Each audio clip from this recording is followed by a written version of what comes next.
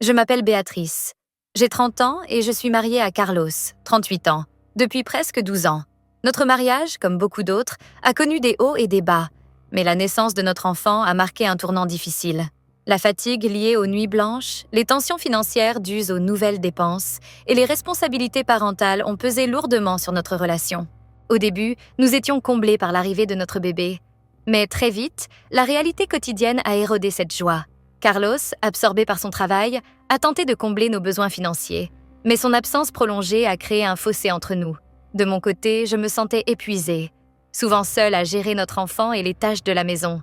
Les disputes sont devenues fréquentes et nos moments d'intimité se faisaient rares, souvent marqués par un manque de passion et de connexion.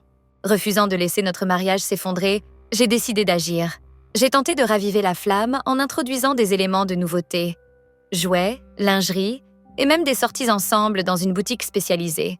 Ces initiatives ont brièvement renouvelé notre complicité. Nous rions, explorions de nouvelles idées et profitions de moments d'évasion. Mais malheureusement, cet élan fut éphémère. La routine reprit le dessus, reléguant ses efforts au placard. Dans un dernier élan de détermination, j'ai proposé à Carlos que nous sortions tous les week-ends pour rompre avec notre quotidien monotone. Nous avons commencé par des sorties dans des bars où les discussions légères et les rires avec nos amis nous faisaient oublier, ne serait-ce qu'un moment, nos soucis. Ces soirées nous ont permis de retrouver une part de légèreté perdue. Très vite, nous avons opté pour les discothèques, un lieu où je pouvais pleinement m'exprimer à travers la danse, une passion de toujours.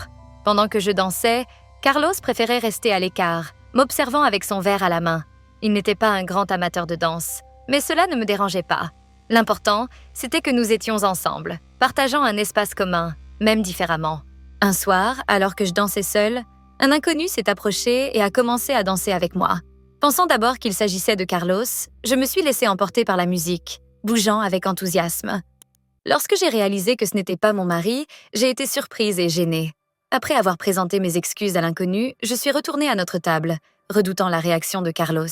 À ma grande surprise, il était loin d'être contrarié. Au contraire, il m'a encouragée à profiter du moment et m'a même suggéré de retourner danser avec cet homme.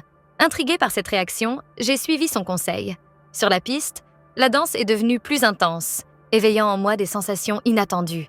Je pouvais sentir le regard de Carlos, distant mais attentif, et cela ajoutait à l'excitation du moment. Plus tard dans la soirée, Carlos m'a fait une proposition inhabituelle.